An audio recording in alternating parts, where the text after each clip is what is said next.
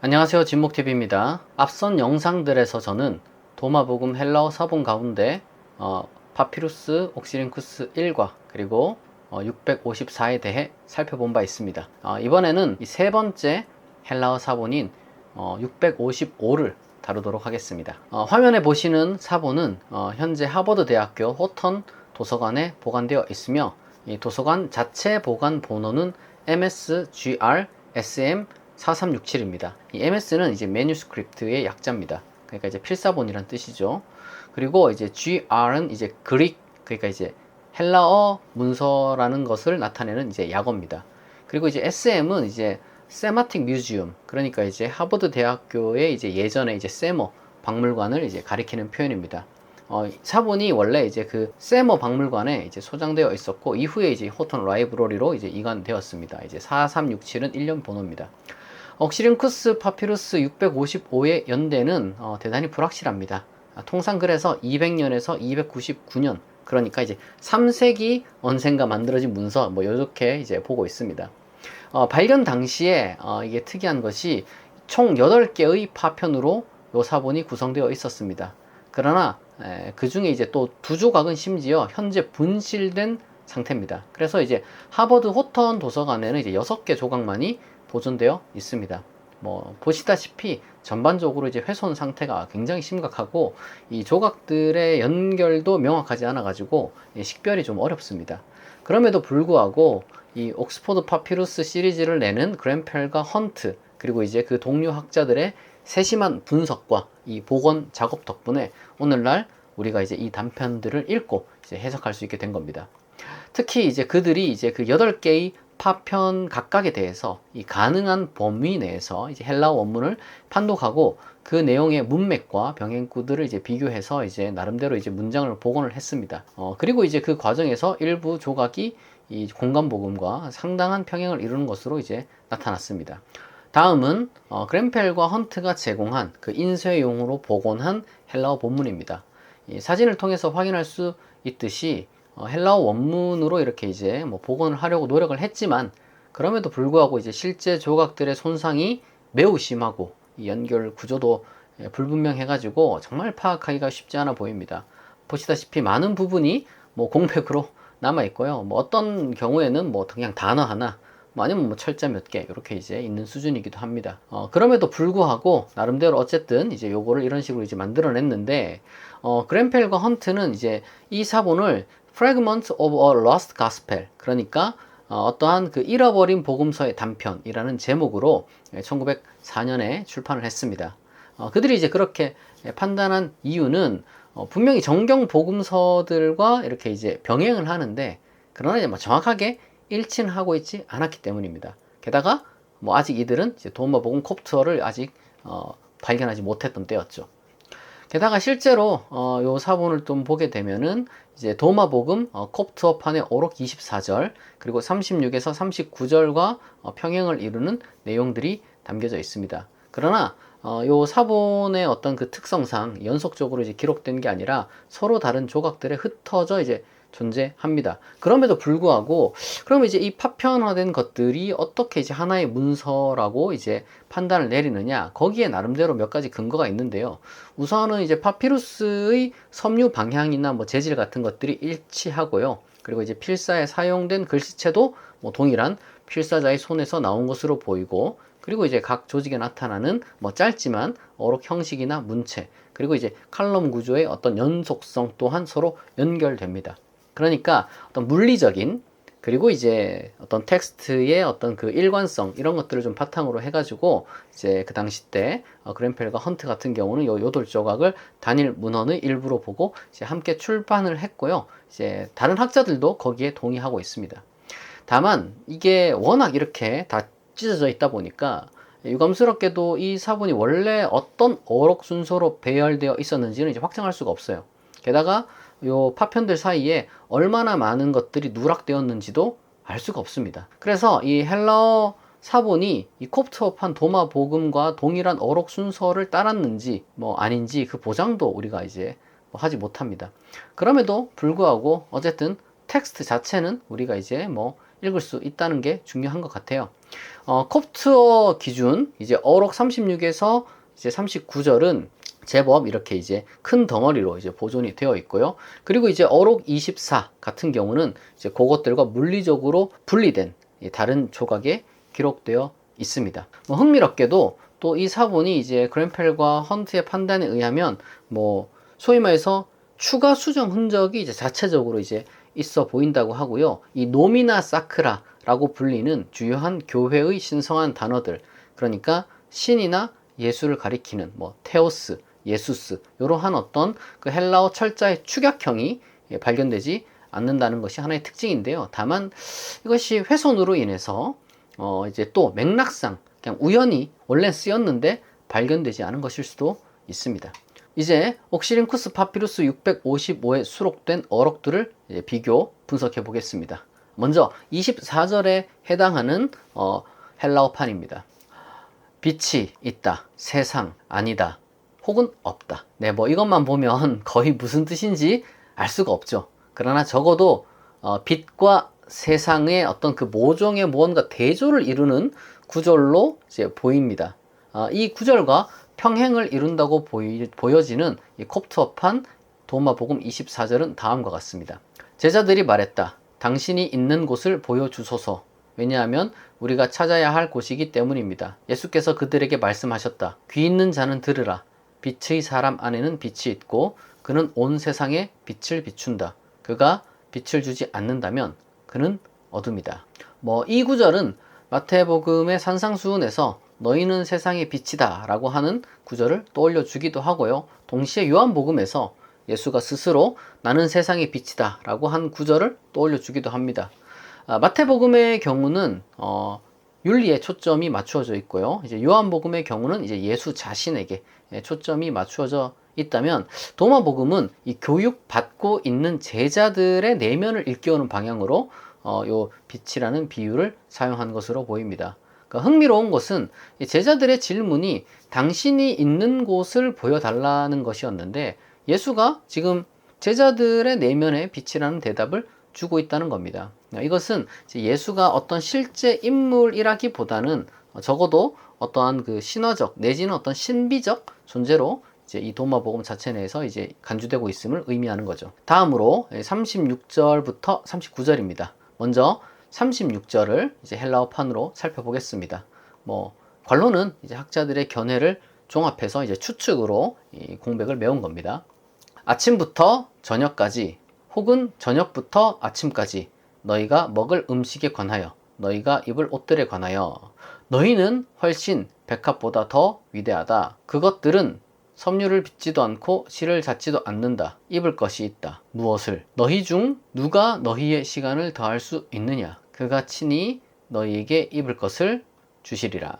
네, 조금 파편이 이렇게 이제 좀 공백이 있지만 그래도 대략적으로 이게 어떤 구절인지 공간복음을 읽은 사람은 어느 정도 이제 예측을 할 수 있습니다. 다음으로 콥트어판입니다. 예수께서 말씀하셨다. 아침부터 저녁까지 그리고 저녁부터 아침까지 너희가 무엇을 입어야 할지에 관하여 염려하지 말라.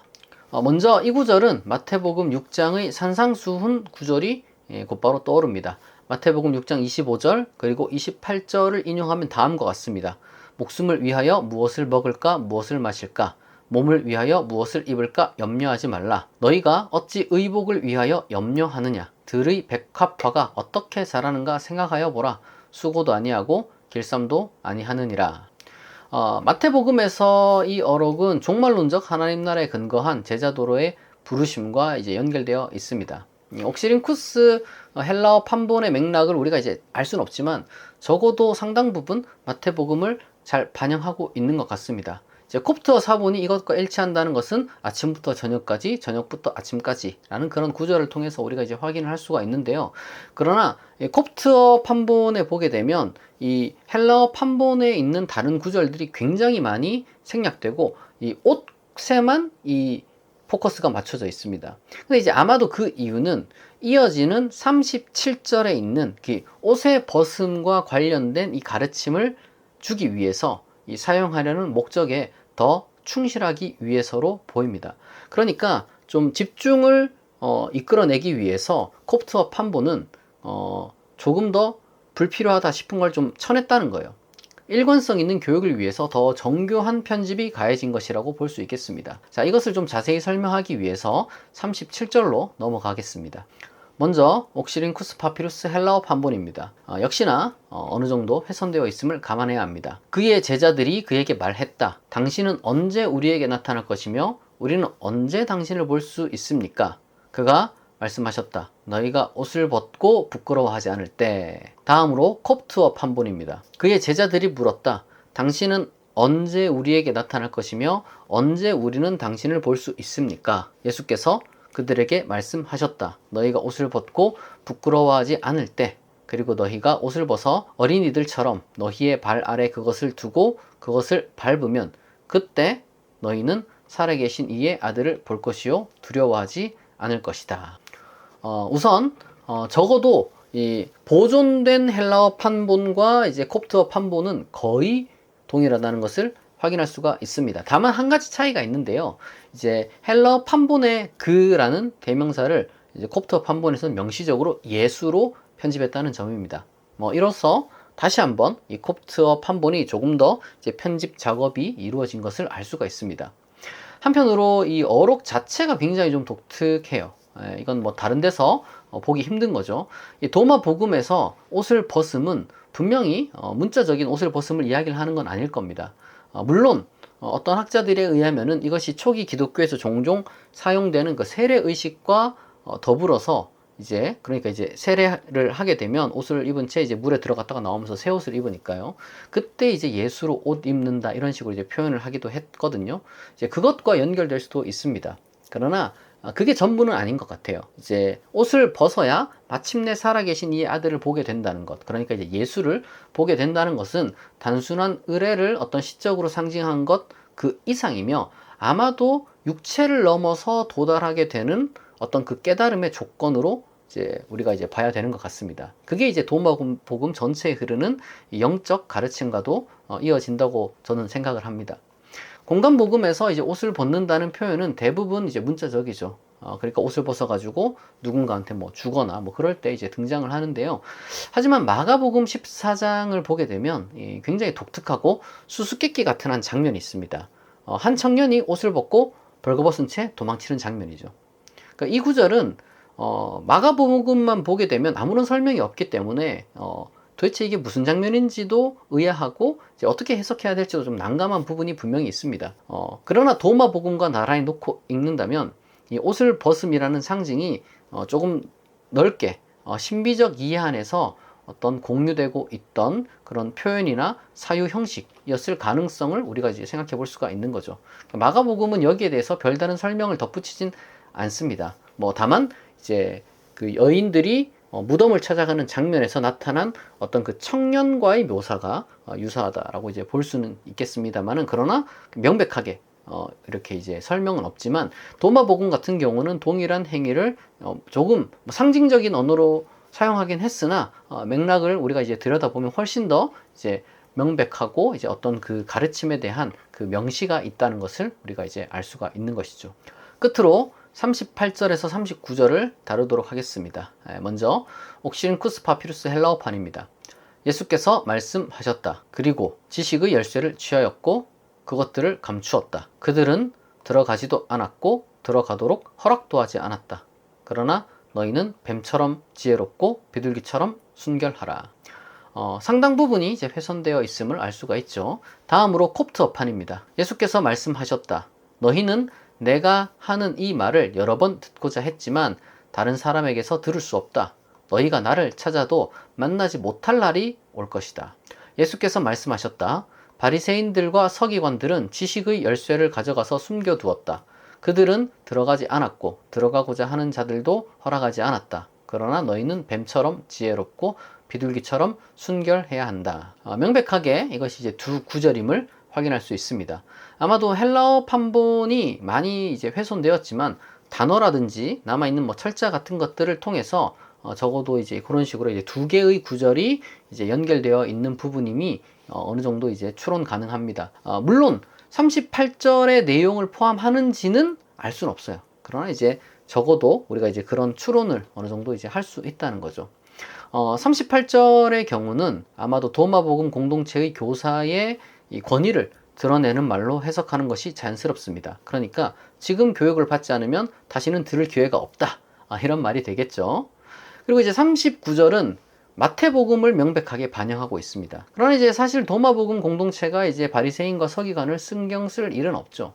단지 도마복음 공동체가 아닌 다른 교사들에 대한 경쟁심을 지금 바리새인이나 서기관이라는 그 단어로 이제 드러낸다고 볼 수 있겠습니다. 그리고 뱀처럼 지혜롭고 비둘기처럼 순결하다는 어록도 이제 마태복음의 것인데요. 이제 마태복음 10장을 보게 되면 제자들에게 예수가 그들을 파송하면서 이제 용기를 북돋우며 하는 말이지만 도마복음에서는 좋은 교사와 좋은 가르침을 찾을 수 있는 이 판단력을 가지라는 충고 내지는 경고의 뉘앙스를 갖는다고 볼 수 있겠습니다.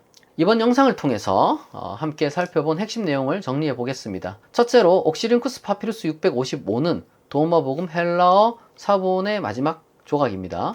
제가 앞선 두 영상에서 다룬 이제 옥시림쿠스 파피루스 1과 654와 더불어서 이 3세기 도마복음의 헬라어 원형을 보여주는 아주 소중한 증거라고 할 수 있겠습니다.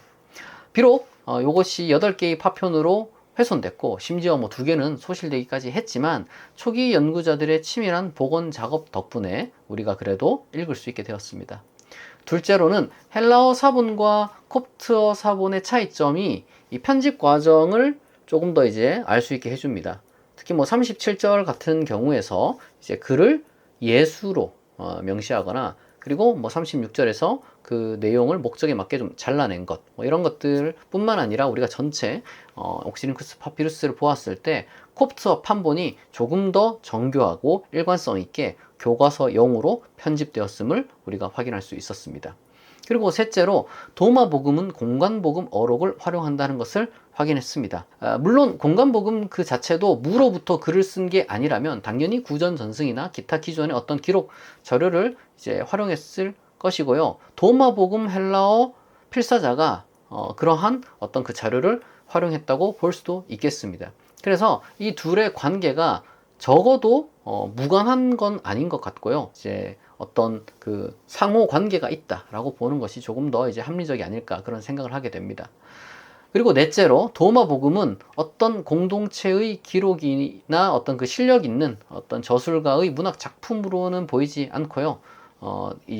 특히 이제 헬라어 사본을 우리가 이제 바라보게 될 때 이제 어떤 숙련되긴 했지만 사적 필사로 이제 본다고 할 수 있겠습니다. 그러니까 이제 뭔가 이제 문학 작품을 쓴 건 아닌 것 같고 어떠한 자료를 보고 이제 필사한 것, 그것도 개인이 사적인 용도로 그렇게 이제 보는 것이 조금 더 타당한 것 아닌가 싶습니다. 당대에 실력 있는 저술가들은 이렇게 어록을 베껴 쓰는 일을 했다기보다는 철저하게 문학 작품을 쓰는 이제 훈련을 받았기 때문입니다. 이렇게 3번에 걸쳐서 도마복음 헬라어 사본들, 옥시림쿠스 파피루스들을 모두 살펴봤습니다.